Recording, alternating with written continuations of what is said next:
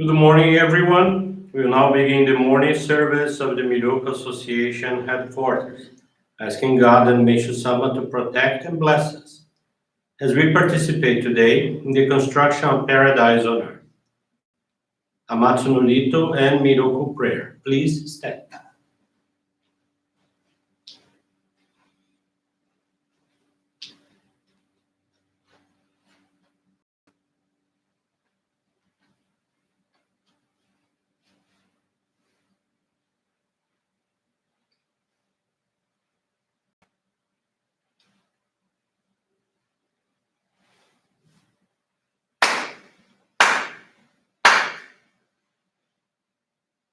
Taka amahara ni kamuzumarimasu kamurogi kamuromi no mikoto mochite sume miyoya kamu izanagi no mikoto tsukushi no himuka no tachihana no odo no ahagi hara ni misogi hara itamo toki ni narimaseru harai dono o kami tachi moro moro no magagoto tsumi kegare yo harai tamae kiyome tamae tomao sukoto no yoshio amatsu kami kuni tsukami yao yorozu no kami tachi tomoni Kame no fuchi koma no mimi furi tatete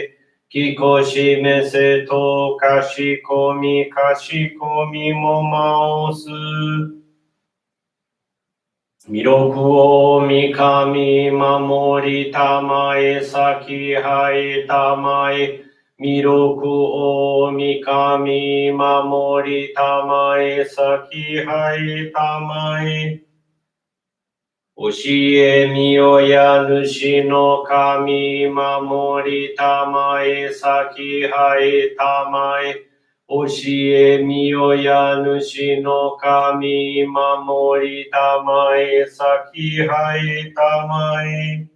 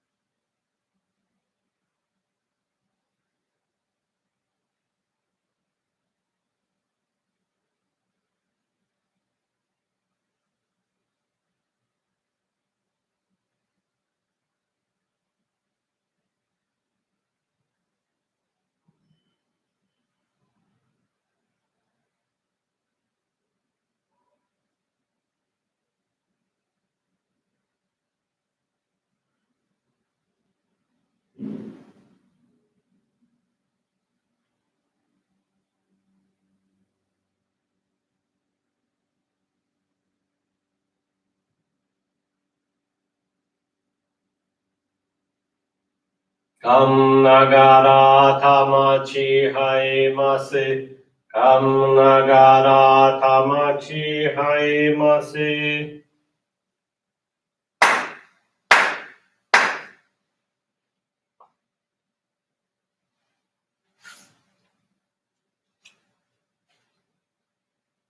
Great God of light, creator and giver of all life, in accordance with your divine will, the long age of night draws to an end. The radiant divine light, shining ever more brilliantly, awakens the dawn of the glorious age of light, a time long awaited by all humanity. We thank you for guiding us to your divine plan and for the privilege of channeling and receiving Johrei. May our spirits and bodies be illuminated and purified as we live your truth given to us by Meishu-sama. Make us pure and effective instruments of your divine light so that we may serve you and all those with whom we come in contact. May paradise on earth be realized with health, peace, and prosperity, a reality in our lives. Great God of light, bless and protect us. Radiate our souls with your divine light so that we may truly become instruments of your great plan.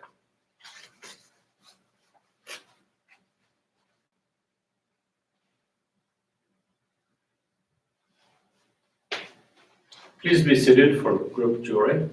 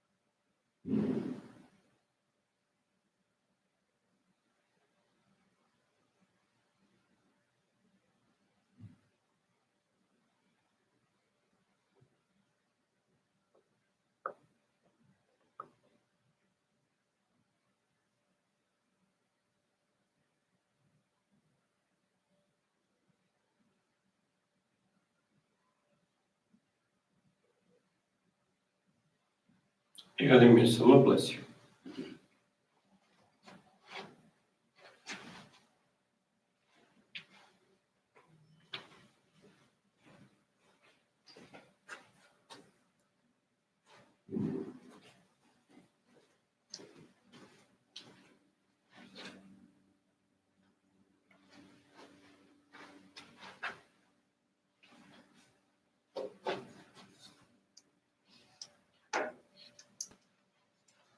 Today's teaching is entitled Makoto. It is from the Daily Inspirations, page 40. Nothing is as precious, as priceless as true Makoto. Nothing else has the power to pierce even the hardest iron rock. Makoto, integrity, is a most priceless treasure, nurtured in the hearts of sincere, honest people, in whom there is no falsehood. The basic reason the world's problems remain unsolved is the lack of Makoto within the hearts of its leaders. Makoto, love, integrity, and honesty, means to think first of the good of others, making your own interest a secondary matter. It means to love others and to work for the welfare of society and for the world. Makoto means honesty and truthfulness, the opposite of deceit. However, honesty alone is not enough. You have to use your wisdom. Your actions have to be based on common sense. Trying to advance the interest of your own country or your own class appears good, but is not true Makoto. It is a small Makoto, and if it is pursued further, will eventually become the opposite of Makoto. To work for the welfare of all humanity is true Makoto. Good morning, everyone. Thank you for joining this morning service of the Miroku Association headquarters. In our prayers today, we elevated our thoughts for all those victimized by the most recent hurricane in Louisiana.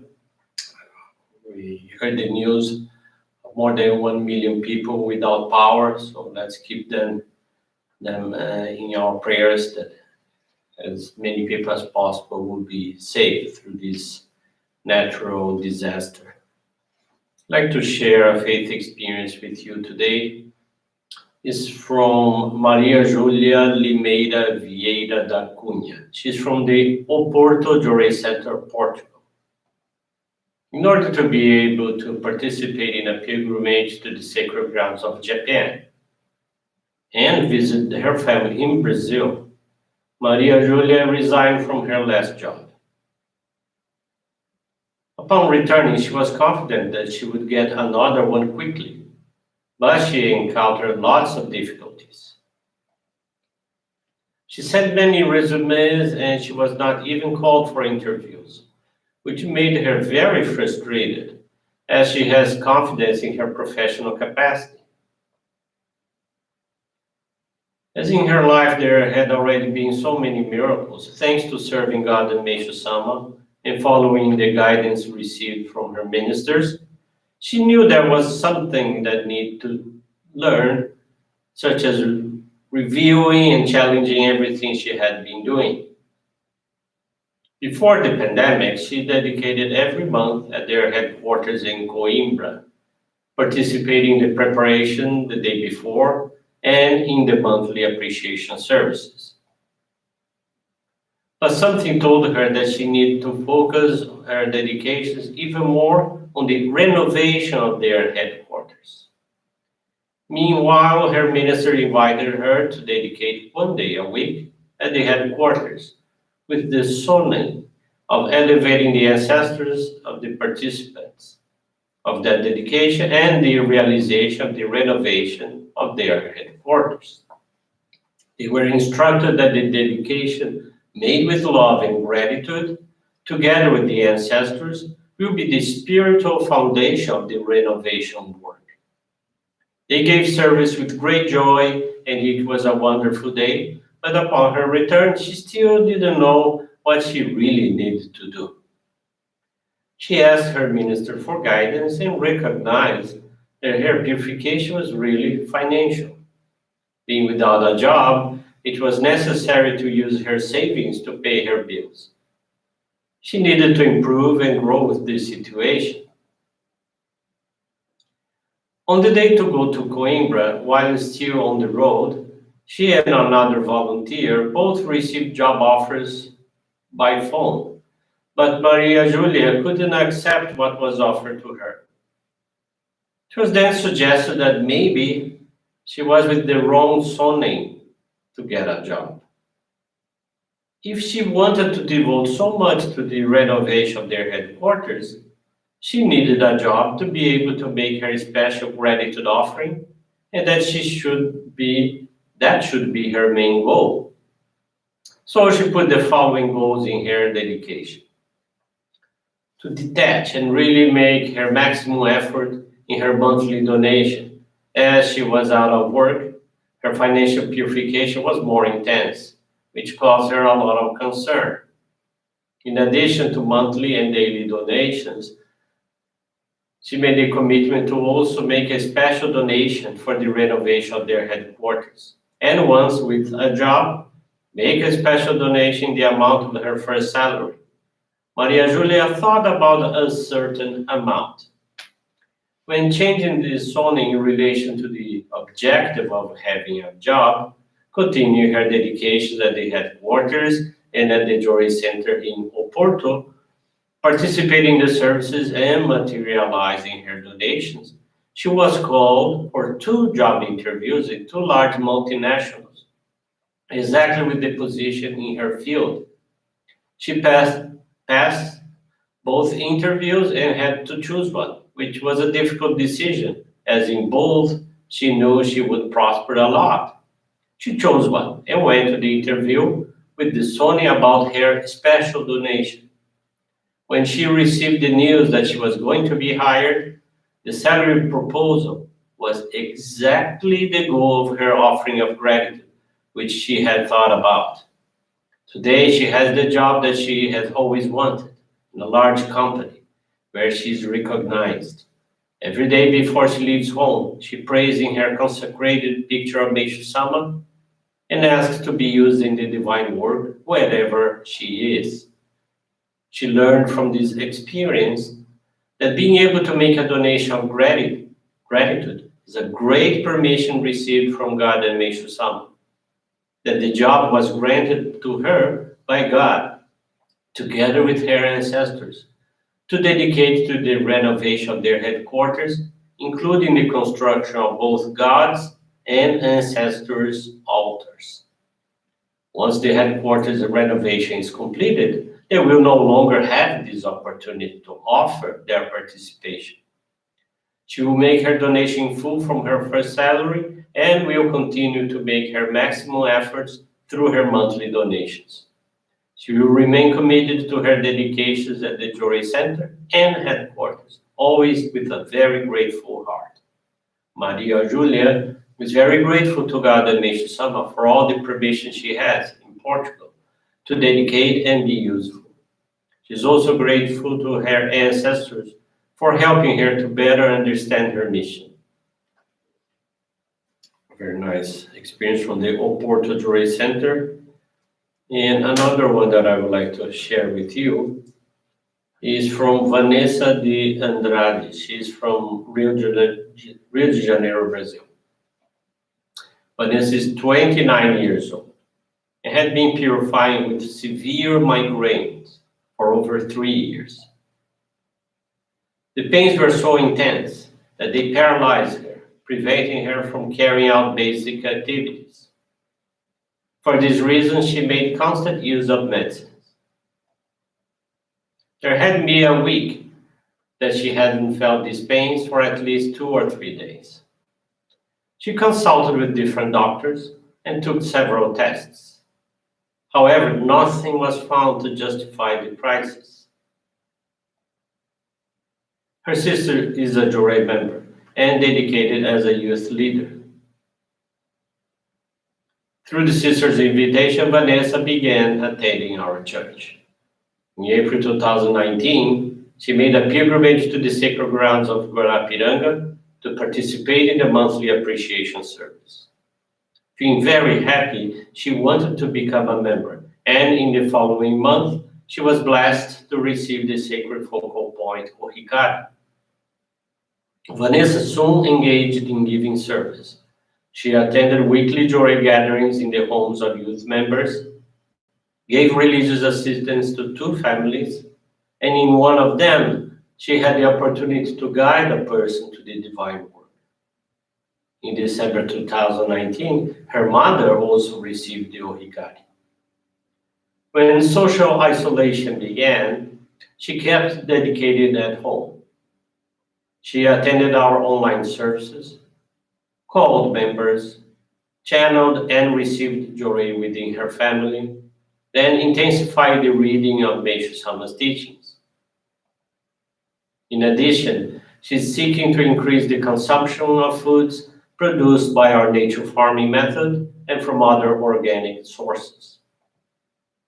With the constant practice of Johrei in dedications, the pains were decreasing and the crisis became less and less frequent. However, when these manifested, she still resorted to painkillers. Through the reading of Meishu-sama's teachings, she came to understand that these pains had the function of purifying her body of numerous accumulated toxins.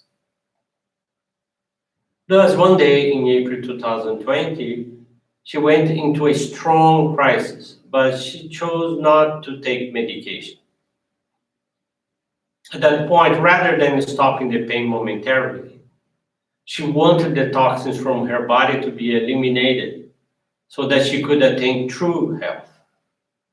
She went to her room, turned off the light, and started giving herself Johrei and thanked God for her purification. The purification intensified, as in addition to the pain, she felt chills and nausea.